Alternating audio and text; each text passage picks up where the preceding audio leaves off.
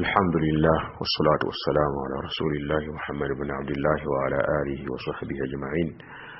أما بعد، السلام عليكم ورحمة الله وبركاته. أمرغاندا matendo amalungi amajivuga Allah subhanahu wa ta'ala tumusaba sokusasa kwenye mbeje kumbaka Muhammad sallallahu alayhi wasallam n'abantu benjuye ndo sababe nabo bonna bamugoberera paka kunaku olw'enkomerero. Baganda bange kutume bwenejo mukubera nga Allah subhanahu wa ta'ala buli omufubanga bw'osobola okubera nga otuukiriza ebiragiro bya Allah jalla waala kusinziira ku busobozi bwo, byalagira okukola bikole kusinziira ku busobozi bwo nga bwe bukoma, ate byaziiza naye tubeere nga tubyewalya ddala biidhinillahi subhanahu wa ta'ala, era n'okubeera nga tugoberera omubaka Muhammadi sallallahu alaihi wasallam. Tukimanyi baganda bange nti ddiini Allah subhanahu wa ta'ala yagissa ku mubaka Muhammadi sallallahu alaihi wasallama kubeera nga agitusomesa ffe, egisomesa sahaba ebirenga etutuukako biidhinillahi jalla waala, era yagenda okufa ng'eddiini ejjudde, era nga soba bonna bajulidde nti omubaka sallallahu alaihi wasallama atuusizza. Naye kye bannange tubeere nga buli omu afaayo abeere nga afuba okubeera ku ddiini eno Allah subhanahu wa ta'ala yassa ku mubaka Muhammadi sallallahu alaihi wasallam, abeere nga agituukiriza nga bweteekeddwa okubeera biidhinillahi jalla waala. Mabegako awo twalina omulamu ogwo twatandika gwogera ku sunna za nabbi sallallahu alaihi wasallama mu bufunze. Mulamu ogwo twaguyita oba twagutuuma sunna 10 biidhinillahi jalla waala. Twayimiriramuko twali tukomye ku sunna ya 37 biidhinillahi jalla waala, era tugenda maaso insha Allahu ta'ala twongere okulaba zimu ku sunna za nabbi sallallahu alaihi wasallam. Woluganda wenna omusiraamu gy'oli, ensonga yonna webanga ekutuuseeko fuba ogikolerako kusinziira ku busobozi bwo biidhinillahi jalla waala. Ekyo kigambo obusobozi kikulu nnyo mu ddiini y'obusiraamu, era tuzze tukiddingana kubanga eddiini y'obusiraamu si ddiini yakalubiriza, si ddiini yateekawo mateeka abantu ge batasobola. Buli kyonna kyeyalagira kiri mu busobozi bw'abantu, buli kyonna kyeyalagira nga kyakukolebwa kiri mu busobozi bw'abantu. Era ensonga lwaki obusobozi bubula ate etteeka lijulukuka omuntu nebanga alamulwa bulala kusinziira ku tteeka dda, si mbeera yentino yemulamula.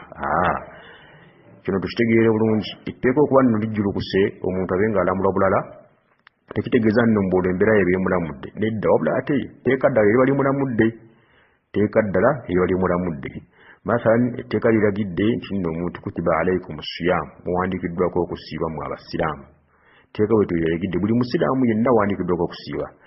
Omulala n'asangibwa nga mulwadde, omulala n'asangibwa nga ali ku safaari, omulala n'asangibwa mu mbeera ezo bwe zityo nga tasobola kubeera nga asiiba, kati etteeka eddala nga limulamula wain kana minkum maridan aw ala safarin, oyo yenna anaabiramu mmwe nga mulwadde oba nga ali ku lugendo, faiddatun min ayyamin ukhar, abeere nga asiibulukuka n'asiiba mu nnaku ezikola kiziddako. So nga ate era singa kisinkanibwa nga oli etteeka erisoose liragidde abasiraamu kutiba alaikum siyam, okusiiba kwabawandiikibwako kyetteeka kumwe okubeera nga musiiba, owulidde. Nekisinkana nga walimu omulwadde, nekisinkana nga mulimu ali ku safaari, kati etteeka nga likyuka nga alamulwa mu tteeka ddala oyo. Aye nekisinkanibwa nayinza okuba nga obulwadde bwalina nga naye temumusobozesa kubeera nga asiibirako ddala yaddala, kati ate awo etteeka ddala era lyerimulamula ng'afuna ennamula eyakyenjawulo. Olwekyo ddiini yaffe y'obusiraamu ddiini nyangu, ddiini ebuna, ddiini teyeewulidde, wabula ate ddiini esaanidde buli kiseera buli kifo, ate ddiini erongoosa embeera zonna. Tewali kiseera kijja kutuuka ng'obusiraamu tebusaana, budde bujja kutuuka ng'obusiraamu tebusaana, tebudde bujja kutuuka ng'obusiraamu tebusobola kubeera nga bulongoosa, ate ekifo kijja kutuuka ng'obusiraamu tebusobola kubeera nga bulongoosa. Buli kimu mbeera byonna obusiraamu diinu salihu likuli zaman wa makan musliha, ate wa maslaha fi kulli zaman wa makan.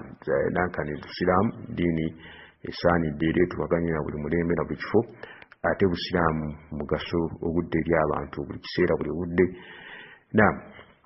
Lwekyo obusiraamu yenna olina okubeera ng'obeera ku busiraamu, olina okubeera ku busiraamu dini jimize okusinza ku busobozi Allah subhanahu wa ta'ala bwaba kuwadde bi'idhnillah jalla wa ala. Mu audio eno kamajukize sunna emu yokka inshallah ta'ala. Sunna eyo ekwatagana eswala bangi muffe ntaba mu mizikiti gye tusalira bangi sunna eyo tugigalirira tetugifaako so nga ate bambi ku sayidi endala bw'ogimala gagireka oyinza okubeera nga omaliriza nga eswala yo ekufudde, oyinza okumaliriza nga eswala yo ekufudde ate n'obeera nga oviiriddemu awo. Ekwatagana n'okugobera imaamu. Okugobera imaamu mu swala kulimu embeera za mirundi ng'esatu abantu zebakola, abantu bo zebakola, abantu bo zebakola ki zebakola naye nga zonna si ntuufu zonna, kuliko lumu lwokka lwe lutuufu. Abantu abamu imaamu bw'aba agenda ku kiyungo bamusooka ku kiyungo, abantu abamu batyo bakola, imaamu bamusooka okugenda ku kiyungo. Eyo nkola si ntuufu, obula ateeberako n'omuntu okubeera nga eswala ye emufa singa akikola nga akigenderedde n'abeera nga asooka imaamu okugenda ku kiyungo. Abantu abamu bwe baba nga imaamu basala ne imaamu swala bamusooka okuva ku kiyungo, owulidde ekyo nakyo abakikola bwakikola nga agenderedde eswala ye ebeera yakufa, eswala ye ebeera yakufa. Asooka imaamu ku kiyungo ate nono asooka imaamu okuva ku kiyungo, yamata n'ava ku kiyungo ye n'avaayo ng'agenderedde n'avaayo bubi, ekyo nno nakyo akikola eswala ye eba egenda kufa. Omubaka sallallahu alayhi wa sallam agamba ama yakhsha alladhi yarfa'u ra'sahu qabla al-imam an yuhawwila Allahu ra'sahu wa ra'sa himari. Talinamu kutya oyo yenna asitula omutwe gwe nga imaamu tanasitula mutwe gwe, maana asooka imaamu okubeera nga ava ku kiyungo, kitegeeza kubeera nga asooka imaamu kuva ku kiyungo. Talinamu kutya oyo asitula omutwe gwe nga imaamu tanasitula gugwe, okubeera nga Allah jalla waala afuula omutwe gwe agufuula omutwe gw'endogoyi. Kikolaga nti ensonga eyo nnene nnyo, musango mukulu, musango munene okubeera nga omusiraamu osooka imaamu okuva ku kiyungo.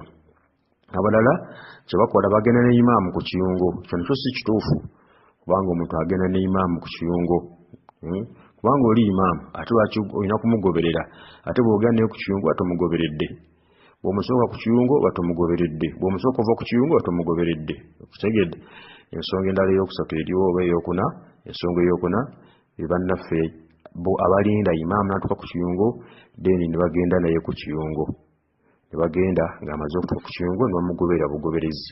Kitegedde imaamu bamulinda n'agenda ku kiyungo n'atuukako, kati nabo ne bagoberera n'omusanga nga gyali ku kiyungo.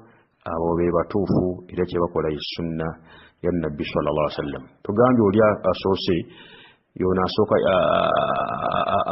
asooka imaamu ku kiyungo, imaamu tanatuuka ku kiyungo n'amusookayo, kyo bakikola nga agenderedde swala yefa. Netugamba omulala yoli asooka imaamu okuva ku kiyungo, imaamu akyali ku kiyungo n'amusooka okuvaayo ng'agenderedde, ng'akigenderedde n'asooka imaamu okuva ku kiyungo, naye swala yefa. Netugamba omulala yagenda ne imaamu ku kiyungo, ekyo kyakola si kituufu kuba nagenda ne imaamu ku kiyungo, kuba imaamu alina kubeera nga amugoberera bugoberezi. Owookuna yono alinda imaamu atuuka ku kiyungo oluvannyuma n'amugoberera nga imaamu amaze kutuuka ku kiyungo. Kitegedde oyo mutuufu era yali ku sunna ya Nabbi sallallahu alayhi wasallam.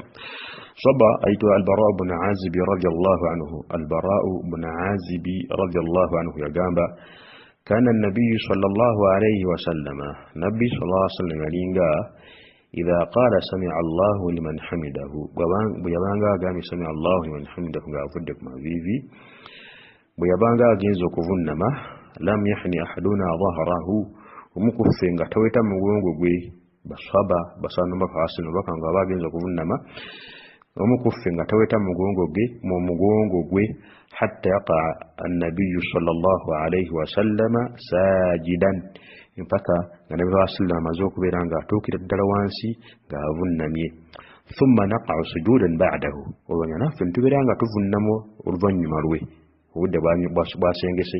Sahabu radiyallahu anhu, hadisi mu Bukhari mweri ne mu kitabu kya Muslim, agambye nti Omubaka sallama yalinga idha qala sami'a Allahu liman hamidahu, yalinga abagambye sami'a Allahu liman hamidahu nga oluvannyuma n'abeera nga agenza okuvunnama agenza okukola ki okuvunnama lam yahni ahaduna omukufe nga taweta dhaharahu mugongo gwe hatta yaqa an-nabiy sallallahu alaihi wasallam sajidan pakanga nabi sallallahu alaihi wasallam agweride ddala ku ttaka ng'avunnami bwana bamulindanga n'atuukira ddala ku ttaka kati oluvanyuma nabo ne bagenda so tebagendanga ng'akyali mu kugenda ate tebamusookanga olw'okubeera nga bagenda naye okutegedde tebamusookanga okutuuka ku kiyungo oba okubeera nga bamwawukanako bava ku kiyungo tannagendako oba okuba ne bagenda naye wabula bamulindanga n'atuukira ddala bulungi thumma naqahu sujudan ba'dahu oluvannyuma naffe nitubeera nga tuvunnama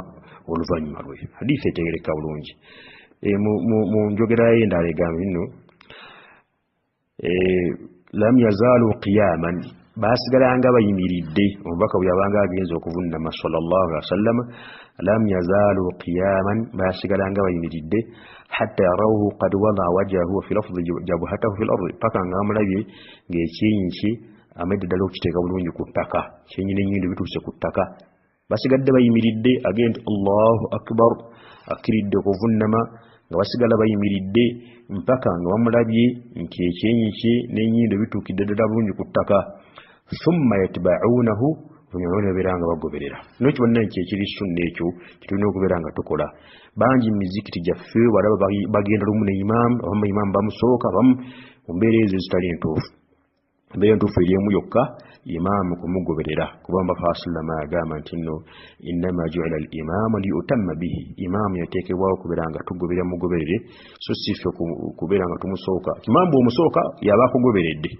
omwawukanako era mu mbeera zonna era yaba akugoberedde bw'ogenda naye oba tomugoberedde amugoberedde yona alinda imaamu natuka ku kiyungo n'amugoberera kuba si okulinda kitegeeza nno mbw'olinda ataaveeyo nedda ekyo si kituufu wabula okugoberera thumma atuuke ku kiyungu thumma tatba'u oluvannyuma nawe omugoberere ate tomwawukanako ensonga etegereka bulungi hadiisi etegereka bulungi naye ekyo kiba kikakatako ffenna baganda bange buli omu okubeera nga ensonga agyekwatako ayabe nga agituusa ne kuba ne muzikiti gy'obeera beera ng'ensonga ogijjukiza buli wojjukiza abantu mbaka wasalama aga nti addaalu ala alkhairi ka faa'ilihi omuntu alagirira munne ekirungi afaanaganya ddala lungi n'oyo akikoze akikoze kasita akikola empeera naawe ofuna biidhini subhanahu wa taala naddala ate n'ensonga ekwataganira ku nsonga enkulu ku mpaji enkulu zimu ku mpaji enkulu ez'obusiraamu empaji swala yimiriddeko okubeera ng'eswala z'abannaffe abamu zifa n'okutuuka kuba omuntu singa asooka imaamu ku kiyungo n'amwawukanako ng'agenderedde n'amusooka oba n'abeera nga amusooka okuva ku kiyungo eswala yeba efudde kutegedde kale n'olwekyo ekyo tubeere nga tukyekwatako Buganda abakkiriza inshallah taala tujja kubeera nga tukomaawo biidhini subhanahu wa taala tujja kwongera okulaba ensonga endala naye nga esunna tugyekwateko imaamu tumugoberere bugoberezi mu swala tetumwawukanako ate tetugenda naye oba tumugoberere bugoberezi tumulinde atuuke ku kiyungo oluvannyuma naffe tubeere nga tugoberera. Assalamu alaikum wa rahmatullahi wa barakatuh. Alhamdulillah wassalatu wassalamu ala rasulillah Muhammad ibn Abdullah wa ala alihi wa sahbihi ajma'in amma ba'du. Assalamu alaikum wa rahmatullahi wa barakatuh. Baganda bange amatendo amalungi amajjuvu ga kitiibwa Allah subhanahu wa ta'ala tumusaba jalla jalaaluhu sokusasa kenemirembe gyekumbaka Muhammadi sallallahu alaihi wasallam n'abantu b'enjuye ne basahaba be na buli yenna anaatawula mubufuunya mpaka ku lunaku olw'enkomerero neekuutira namwe bakuuti okubeera nga tutya Allah subhanahu wa ta'ala tukole byalagana n'okuleka byaziiza ate baganda bange tuyiririze okumusaba okutusonyiwa tuyitirize okumusaba okutusonyiwa tumwenenyeze subhanahu wa ta'ala sonyiwa naye oyo anaaba teenenyeza ajja kweraaza amanyiza yekka okola zambi so Allah jalla wa'ala nga akusonyiwa asonyiwa amazambi gonna liman taaba oyo aba yeenenyeza bakubiriza Oluganda okubeera nga tugoberera omubaka Muhammadi sallallahu alaihi wasallam mu mbeera zonna ziyabeera nga atusomesa tuzikwate tuzigoberere tuzibeereko tetuzaawukanako nsonga yonna gy'olinako obusobozi beera ng'ofaayo okugiteeka mu nkola biidhini subhanahu wa ta'ala manya nti ensonga gyokola eddiini gyalagira empeera edda eriggwe, empeera edda eriggwe tedda eri muntu mulala yenna okola binaagasa ggwe kuno ku nsi n'ebinaakugasa ng'omaze okuva ku nsi n'okuba ng'osinkanye Allah subhanahu wa ta'ala. N'ekyo tolinda nti mukuŋŋaanye ku nsonga mangi omugibeereko bangi baki, wabula beera ku ekyo eddiini kyalagira kyoba okola biidhinihi subhanahu wa ta'ala, ate osaba Allah jalla wa ala abeere nga akikkiriza. Nkola egamba nti okubeera ku kituufu ng'oli bw'omu wakiyobeera ku nsobi nga muli bangi, iyo nkola si yaffe ya mu busiraamu. Enkola eyo si ya mu busiraamu, nti okubeera ku kituufu ng'oli bw'omu wakiyobeera ku nsobi nga muli bangi, enkola si ya mu busiraamu. Nekyo buli musiraamu beera ng'ofaayo okubeera ng'obeera ku ddiini nga Allah subhanahu wa ta'ala yogissa ku nabbi we sallallahu alaihi wasallam ow'ekitiibwa. Baganda bange abasiraamu, twatandika omulamwa gwe twatuuma essunna lukumi biidhnillahi jalla waala, tujja kugenda tuziraba mpola mpola. Tukakasa ddala bulungi nti Allah anaatwadde obusobozi, tujja kugenda tulaba ensonga eyo mpola mpola. Tegenda kubeera papira sipiidi teyo tulabe 10 nja tulaba 2 nja mpola mpola biidhnillahi jalla waala. Ekikulu kya byonna nti gwe Allah gaba asaasize n'ogoberera giseera ng'ogoberera. Olunaku lw'ejjo wetwakomye olw'eggulo twadde ku ssunna eya 38 wetwakomye. Leero katulabeyo ssunna endala mu audio eno. Ssunna eyo ekwatagana n'okufa, omuntu ng'afudde. Bingi ebyajjibwa ku Mubaka sallam ebimukolebwako, naye kimu ku byo byenjagala tubeere nga tujjukanya n'okubeera nga tuyiga n'okusoma kye kigambo ekiyitibwa al-isra'u bi al-janazati. Al-isra'u bil janazati, okwanguyiriza omufu, kubeera nga tumwanguyiriza nga twanguwa. Ekigambo kino omanyamu bagamba nti kibuna ku nsonga zonna, okwanguwa okumunaaza, okumuziika n'okumusaalira n'okumuzi byonna, naye nze kye ndi mu kuteekako essira ye ssunna y'okwanguwa nga tumutwala okumuziika. Okwanguwa nno kwennyini okutali kudduka ate okutali kwerinnyako bwerinnya, wabula okwanguwa kwennyini bwe tuba nga tutwala omufu okumuziika. Eyo nno ssunna baganda bange. Bw'obeera nga gy'obedde yonna n'olaba nga abantu bamaze okuteeka omufu ku bibegabega byabwe bamutwala banguwa, togambanga nti tibabadde tebamwagala, bamwetaasa bwetaasa. Nedda, wabula ye ssunna ya Nabbi sallallahu alaihi wasallam, nti omufu amaze okubeera nga ateekebwa ku katanda ako kumwatwalibwa okubeera nga aziikibwa, kiri ssunna okumutwala nga twanguwa, oba bamutwala omuziika bamutwale nga banguwa. Okwanguwa okutali kudduka ate era embeera etali yakubeera nga beerinnyako. Abu Hurairah radiyallahu anhu an an-nabiyyi sallallahu alaihi wasallam qaal, Abu Hurairah radiyallahu anhu ng'ajja ku nabbi sallallahu alaihi wasallam yagamba nabbi sallallahu alaihi wasallam, asri'u bil janazati, mwanguyenga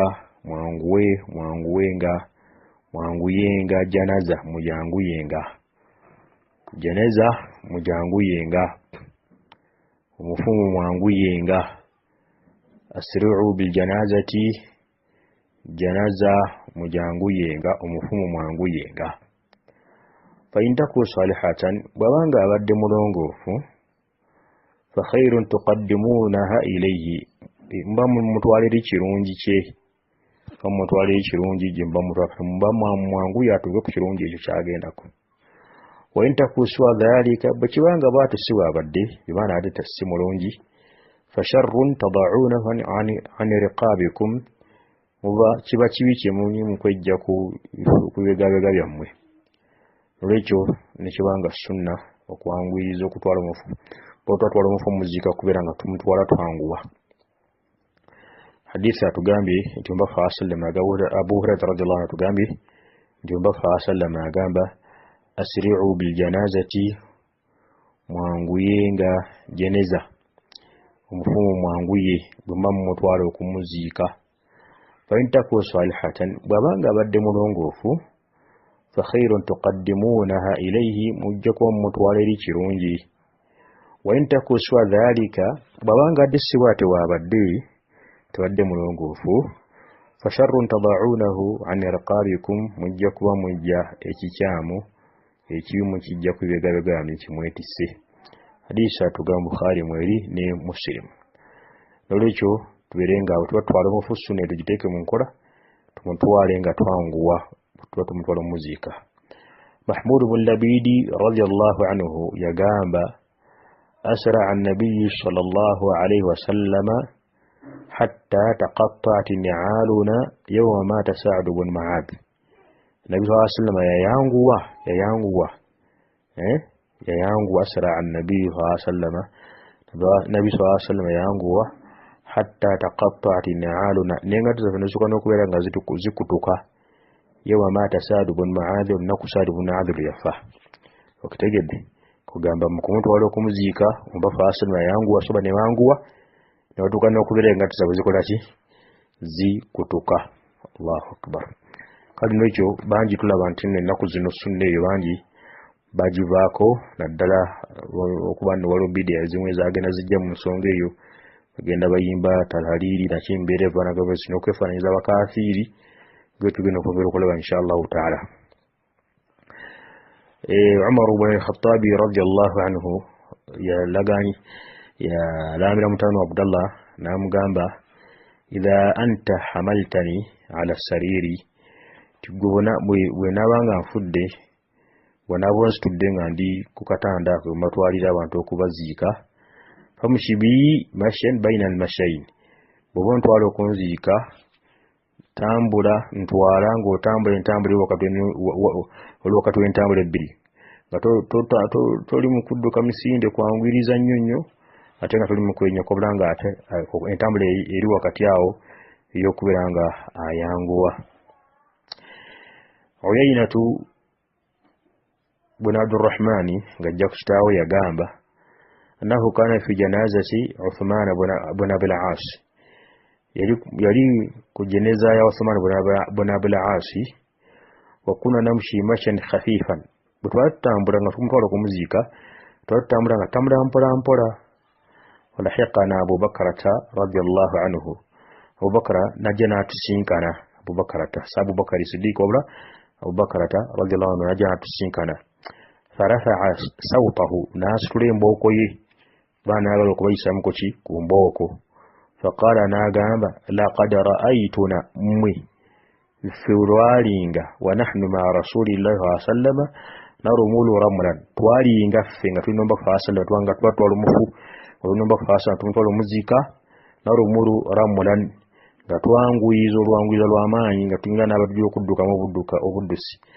Ramulu mwe abaali bagenzeeko e Makka mukiraba ngeri gye mukikolamu bwe mba mutambula wakati w'ebitale ebya green ebibiri bwe mubanga muli ku Safa ne Marwa, espeed gye mwongeramu okweyo entonotono gyategeeza.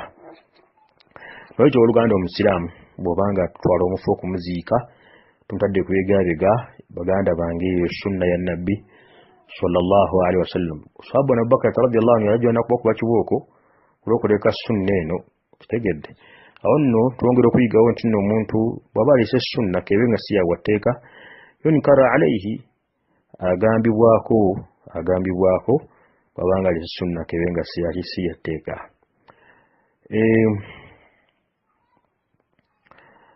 Al-Hasani rahimahullah yagamba Hawsa Umran ibn Husayn radiyallahu anhu yalama n'agamba idha ana mittu, bwe nnaabanga nfudde, fayasiru al-mashi, mba mutwala kunziika mwanguwe mutambule nga mwanguwa. Wala tuhawidu kama tuhawidu al-yahuda wa nasara, mugenda nga mwenyako nga Buyudaaya n'Abanasara bye bakola, kubanga mu mbala ngeri gye bakola bagenda bagira ne bayimira n'okuyimira n'okolaki, naye omusiraamu bwe twatwala omufu omuziika sunna kugenda nga twanguwa. Naam, nga tukyagenda mu maaso n'okulaba sunna eno, Ibrahimu an-Nakhaiyu rahimahullahu ta'ala yagamba nti baalinga amanyi bagamba omufu janaza mama gitwala omufu mutwala okumuziika mwanguwe wala tadibbu biha dabba al-yahudi, temugenda nga mwerinyako nga mwina omufu mutwala omuziika ng'Abayudaaya bakola ki bwe bakola n'Abanaswara. Kano ekyo bagana ekibeera nga esunna tubeere nga tugyekwatako bagana bwe twatwala omufu muziika tubeere nga twanguwa nga amaanyi waffe hadithi wetuziwulidde n'ebigambo ebiva ku basahaba abamu betubiwulidde era n'ebigambo ebiva ku bamanyi ab'enjawulo nga tubiwulidde. Imaamu al-Hanafi yaga wastahabbu isra wal mashi hamidan aw ghayrihi, kiri sunna okubeera nga twangwiriza bwe twatwala omufu muziika abamusitudde okubeera nga banguwa n'abaana abagoberera nabo okubeera nga nabo bakola kibanguwa. Togamba nti onaspeeka yayanguwa, wabula ffenna abatwala omufu tubeere nga twanguwa kubanga tukola ki nga twanguwa. Kale nekibeera n'ogenda nga twerinnya ku twala omufu, ekyo kiri mu bintu ebitali ebyawukana ku sunna, wabula ate amanyamu bagamba nti bid'a kati nga Ibn Qayyim rahimahullah ne omumanyi nti Uthman ibn Fuda rahimahullah balaga nti bid'atun makruhatun, bid'a kisuule mu ddiini okutwala omufu nga tugenda twerinnyalinnyako. Ibn Qayyim rahimahullah agamba wa kana sallallahu alaihi wasallama ya'muru bil isra'i biha, omubaka sallam yalagiranga okwanguwa nga tutwala omufu okumuziika, hatta in kan la yarmuluna biha ramlan, nga banguwa ne bajjula n'okuba nga baddukaddukamu. Bw'atyo bw'agamba rahimahullah. Wama dabibu nnasi al-yawm, agamba kwerinnya kw'abantu ennaku zino khutwatan nga bagenda batambula kigere fa bid'atun makruhatun, bid'a evumirirwa, mukhalifatun lisunna, eyawukana ku sunna. Allahu akbar. Ibn Qayyim yafa 851 swali 751 yafiira rahimahullah. Kati mu kiseera ekyo batu baga nti bid'a wa mutadamminatu litashabbuh bi ahli alkitab wal alyahud, ng'ojja okuba no bid'a evumirirwa wala tekirimu n'okuba kwefaananya, kirimu n'okwefaananyiza abatali basiraamu Abayudaaya. Owulidde twagala nti Uthman ibn Ford naye yayogera ku bid'a n'agamba wa huwa bid'atun muharramatun ijma'an, bid'a eri haramu, amanyi bonna bagikola bonna bajegattako. N'olwekyo baganda batubeere batwala omufu muziika tugende nga twangwiriza. Basaba bayanguwanga, salafu salih bayanguwanga batwala omufu muziika, abamusitudde n'abagobera bonna nga banguwa. Wabula omuyaga otuuka n'okugamba in kana rajulu la yanqati'u his'uhu fil janazati fama yudrikuha, mukuffe nga n'engato bwekutuka essole obugisiba ne bukutuka nga tasobola kubeera nga agironda, ng'agira obutagikola ki agira obutasobola kubeera nga agironda, au maakaada anyudirikaha, ng'agira butakusobola kugironda engeri gye bali bakola ki mu kwanguwa kwe baliko okw'amaanyi okuba ne batwala omufu omuziika. Bannange esunna eyo mahjuratun, abantu bangi bagisenguka, wala abasiraamu batwala omufu omuziika, bamusitudde n'abatamusitudde bonna batambula bwe batyo, naye ng'ekiri sunna ffenna kubeera nga twanguwe ng'omba fasona basomesa abasobola batambula era nga basalafu salih bwe bakitambulako ekigambo ekyo. Tumanyi nti n'obulungi bwonna buli mu kugoberera mubaka Muhammadi sallallahu alayhi wa sallam. Assalamu alaikum wa rahmatullahi wa barakatuh.